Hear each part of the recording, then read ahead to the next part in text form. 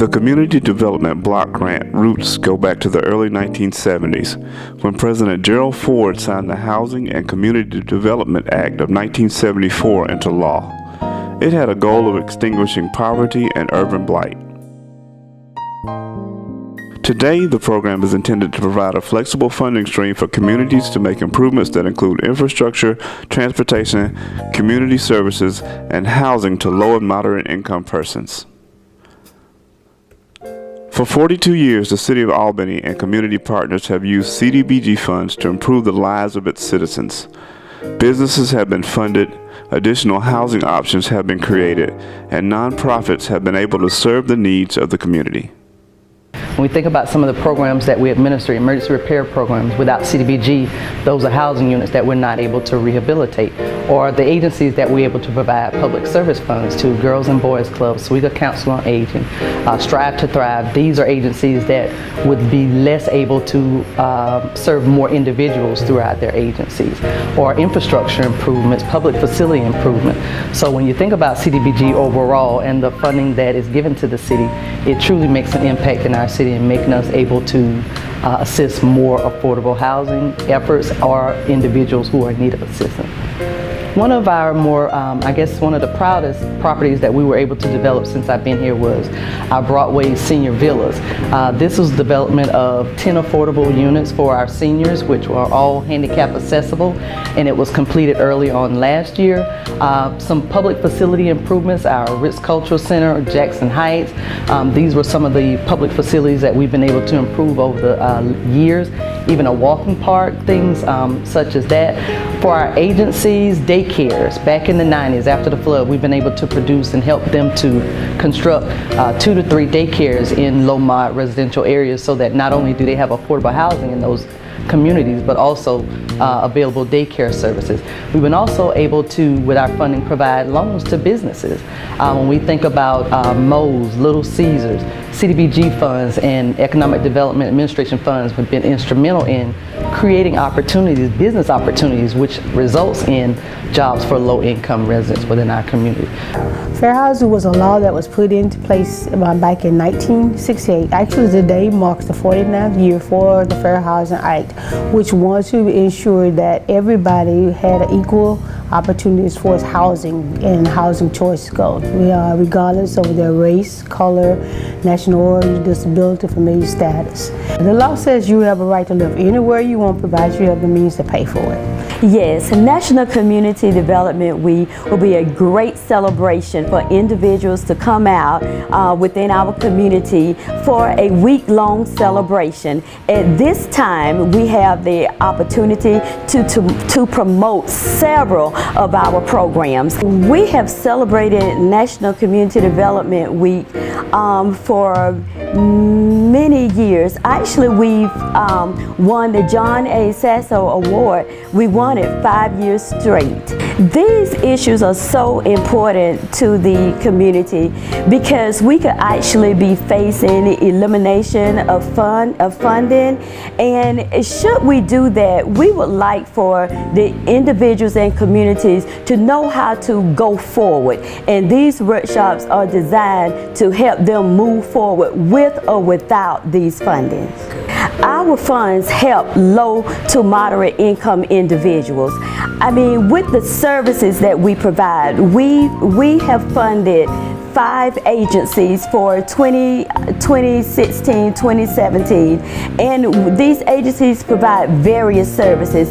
The services include serving youth, our senior citizens, disabled, abused individuals, and having these funds help these agencies carry out such programs, and it allows them to serve more individuals. And facing the challenges, again, without the funding, they might not be able to serve as many individuals as they do now. What we do, we are the eyes and ears for the community to go out and get the community concerns and bring back to the board to implement something that we can affect our community and make it better in a positive way. Because the service is so needed. When you go around to the different programs that we fund, you can just see the needs, and they don't have enough already is in to cut it, I mean, I don't know what would happen here in Dougherty County. But we do, our primary service is daycare for people with dementia, plus we do in-home respite for those who also have dementia. We started back in the 1980s as a mission of the downtown churches. In fact, our building still belongs to First Methodist Church. We seek funding through the CDBG grant, and we've been very fortunate to get it several times. We got it this past year, and what we do, about 60-65% of our money comes through the Sewega Council on Aging, and so that means we raise the rest of it. And how we do that is we do a fundraiser each year, but we also write grants. Any place that we can identify that would be a likely funding source for us, and CDBG has been very good to us. We have all sorts of activities. We have physical and mental and intellectual. We do crafts. The types of activities that we do is bingo, bowling. We have special guests that come in that do crafts on certain days with our clients that volunteer. We also do word searches, puzzles. We try to keep the mind busy. We also do movie day and chair aerobics, dancing through the decades. We do all sorts of activities to keep them mobile and just active, and socialization going through the center. Our program is very limited, and we do a lot with grants and funds, and I do a lot of activities and crafts, so that would really hurt me because I would be scrounging trying to find different funds to do my activities, and that would take away from the clients, and they really do enjoy those activities that we do because it keeps them busy, it keeps their anxiety down, it keeps them mobile, and that would just be a shame for that to go away. Open Arm is a nonprofit organization here in our community that was founded in 1991 by a grand jury that seen that the need to assist youth in our community was needed here. I've been working with Open Arms for 12 years. I work with a program called the Transitional Living Program, where we assist homeless and runaway youth. In this program, we're teaching you how to be independent, productive citizens so they can make it on their own, and they won't have to continue to rely on social service, but they have all the skills needed to make it on their own and won't have to go back to being homeless, but can survive. Strive to Thrive is Albany's initiative to empower families to move towards self-sufficiency. We've been around since 2009. We began out of the Chamber of Commerce because they saw the need, as Albany was ranked the 4th poorest MSA in the country at that particular time. So our goal is to help families in any way that they need with resources, both physical, emotional resources, to be able to move forward. Our goal is to help families get out of poverty, to break the cycle, not only for their family, but generationally. So we want to build transgenerational legacy.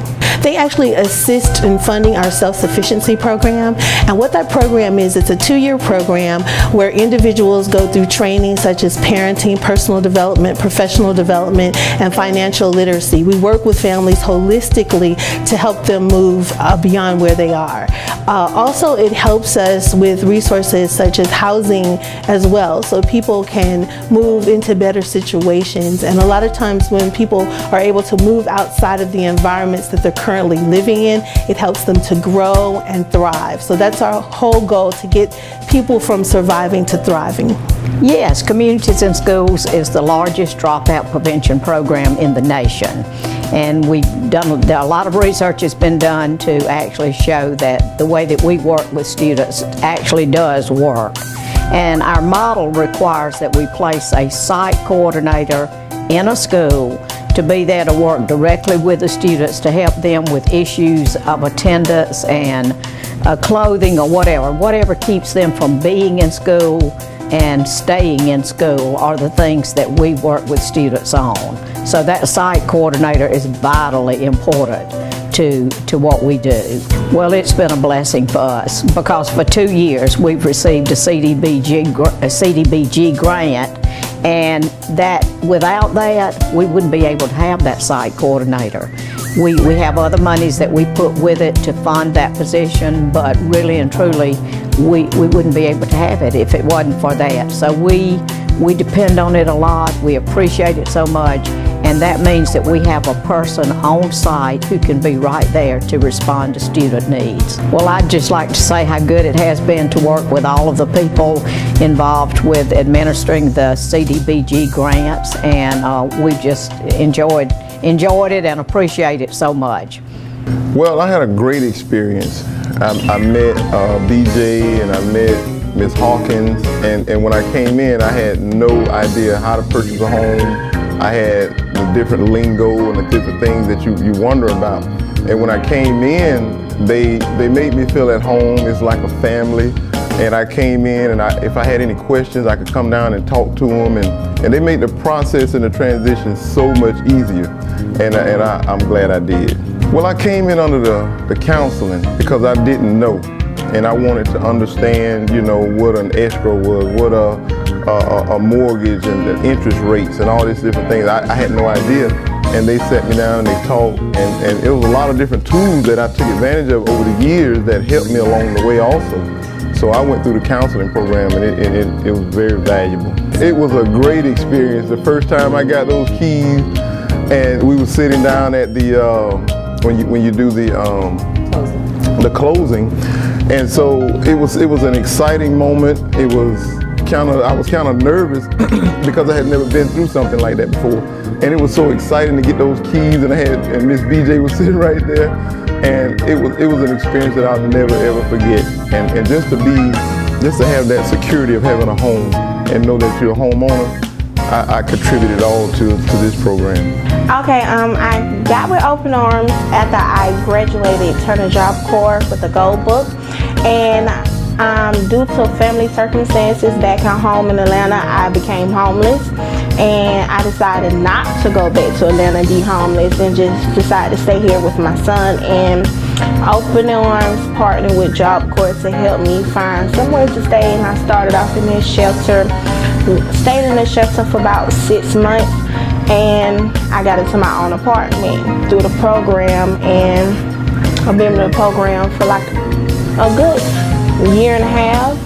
So I done did campaigns with United Way and traveled with them, and I'm like the star student. I love them. They're like a second nature home for me, a second nature family. Chandra is the mom, and I got a couple aunties and big sisters through the staff. And Open Arms is the definition of open arms. Like when I lost my dad recently this year, I knew, because I didn't have any family to go straight to, I went straight to their office. And when Chandra, she was in the meeting, but she walked right on out and just open arms and let me cry, all on a cute little dress. I think when I opened Arms, I probably would have been roaming the streets with a suitcase with me and my now 5-year-old son, and which is something I'm thankful that did not happen, because God has guided my footsteps every which way since I've been here and set the path plan for Open Arms to be my main place to plant my seed here. I really like to tell Open Arms thank you so much for the opportunity and the blessings that you guys have gave me. I will always be part of the family. If you need me to come speak to future clients, whatever, I will be there, just a phone call away. It was an experience. At first I was very nervous, very scared, because I'd heard no several times, and I was told about the program. So I came here and talked to a few people. At first I was discouraged, and I was given the application, had to go through all that process. Then I came back and started to get excited, and the good thing is, the third time actually, when I came back to talk to someone, I was excited about the business, because I was going from being unemployed to becoming a business owner, and I actually talked to somebody that was willing to take a chance and give me the opportunity to do this. she was just as excited for me as I was. And she even jumped up and down and held my hand and said, we are going to do this together. And I about cried. And we did. They gave me the loan and made it come true for me. I actually own the business now going on 2 years. Very successful, where some people, competitors, said, no, she's not going to do it. She's a woman, she can't do it. But when I came here, I was given the confidence I needed and the opportunity to show that I can do it. And I did.